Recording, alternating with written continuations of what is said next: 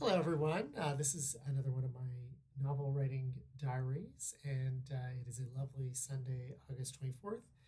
And I'm going to give you an update on where I'm at with my novel writing and with my writing in general. So, first things first, I have almost completed a revision of the seventh chapter. So, that means I have five chapters to go.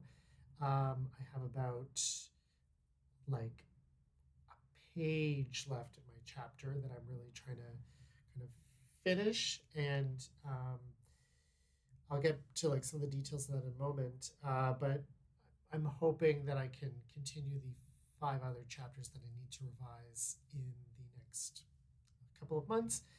And the only issue is that I am not going to be on vacation anymore. I'm going to be working full time. So I've been really trying to think of how to schedule my time in the upcoming months. It will be challenging because particularly the first few weeks I will be back. It's our startup in the fall and it's very busy and I generally find it's just hard for me to write um, or to revise when I have such a full schedule and when I'm feeling kind of my brain's in a particular mode, which is in kind of an administrative mode. It's hard to be creative. It's hard to think in deeper and more sustained ways. I often try to do it in the mornings, or have tried to do it in the mornings, and that can be challenging. I find that my brain's better at doing drafting in the morning, like coming up with ideas, but it's not as good at revising in the morning. So I'm really going to try to figure that out. I mean, I think a good revision requires you to have a full sense of something. And I've really, I've really always struggled to find like the perfect time to do revisions. Like when I'm reviewing um, other people's stories for my editing job, I often find it really is challenging for me to get into that headspace. Um, I was talking to someone else about when they feel most creative, and they say the evening, the nighttime, whereas I feel most creative in the mornings. And but I, if it's not a morning where I don't have anything else to do that I need to do for work later in the day, then I can get into that kind of revision headspace. But I do really struggle when I have something else to do later in the day. So it is interesting, like thinking about what times are most optimal for your brain for particular tasks related to writing. And I haven't totally figured out which ones are most optimal for me. I am trying to schedule times for me that will hopefully work. So we'll see how as we go along. I might just be able to write on the weekends. That might be the only thing I can do, but we'll see. We'll see as we move through the next couple of weeks. In terms of this revision, it's gone well. It's gone better than some of my other revisions. I was really stuck there for a while, but I've just been kind of chipping away at it and slowly getting into a place where I wanted it to. And I think one of the main challenges is, particularly in the middle section of the book, is that the beginning kind of sets the stakes and sets the characters for sets up the contours of the individual characters in my book. And in the middle sections, it's the characters should be changing in some way or growing, or I don't even really want to say growing, but like changing in some way.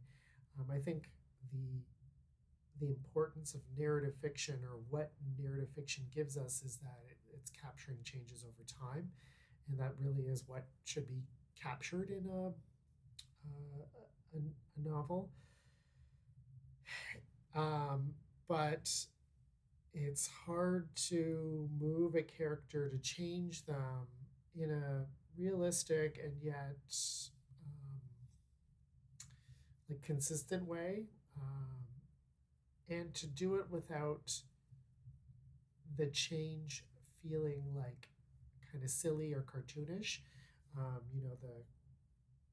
The the word that I try to avoid is like the word realize. And in fact, I go after I've finished writing and I often try to get rid of the word realize because I think it can be a little bit too easy to just say, oh, and then I realized this, and that's how I grew, and that's the point of this is that I grew in this particular way. I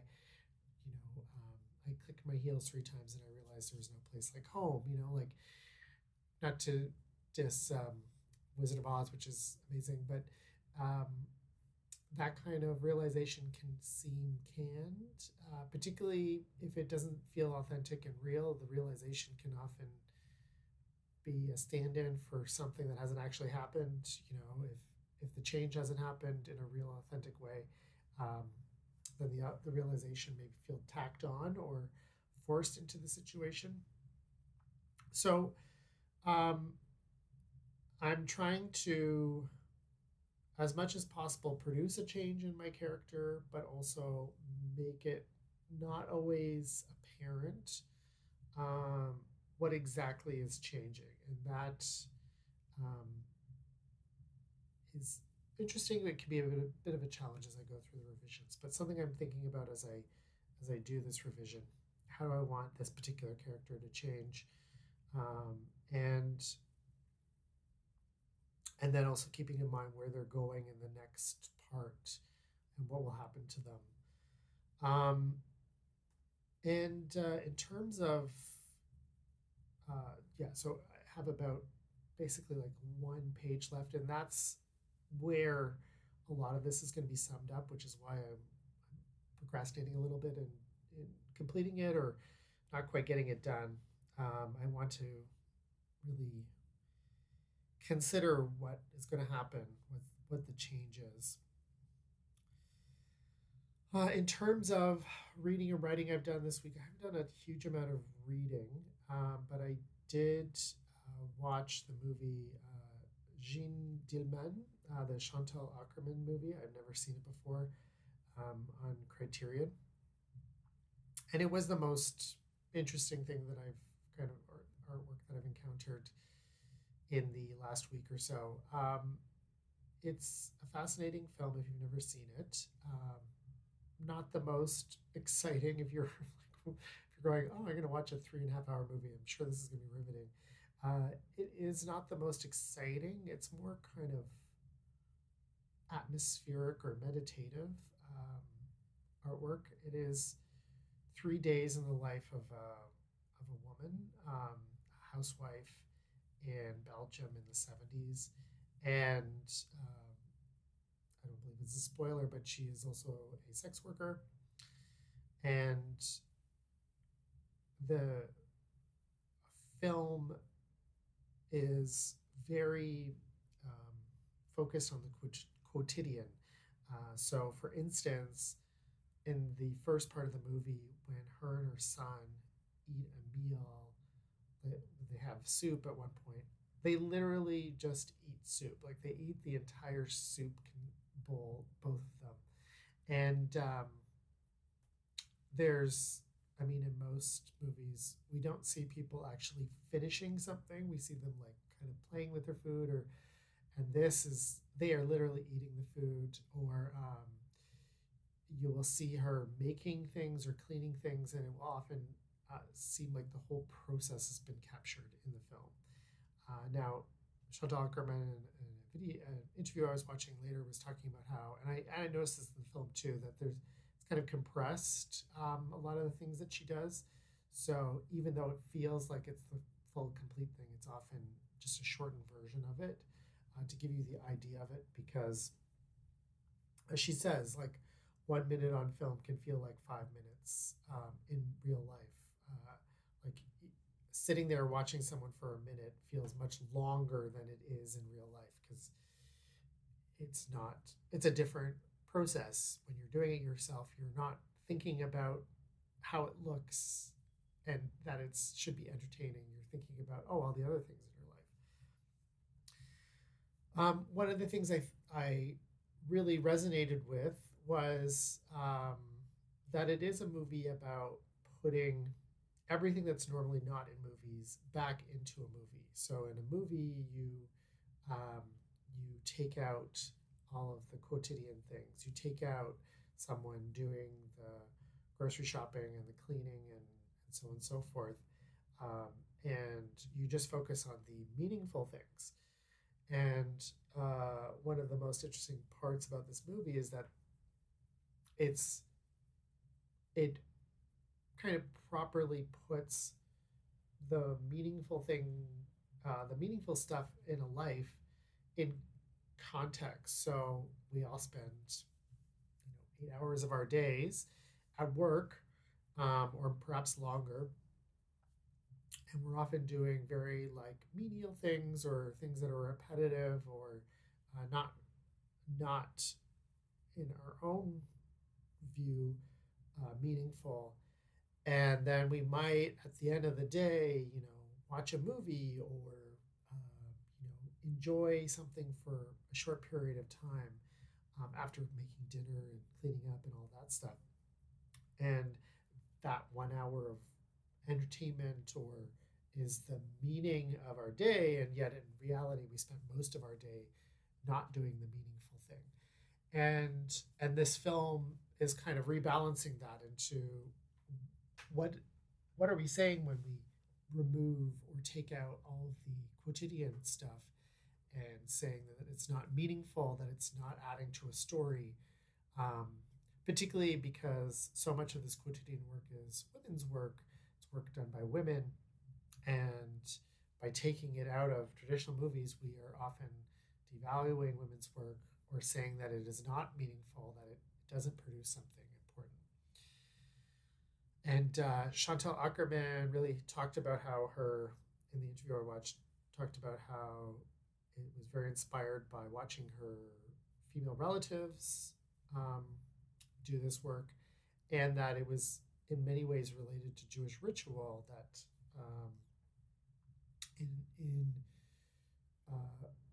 if you are a very observant Jewish person, there is a proper way to do almost everything in your day, and that kind of like ritual, meditative holiness.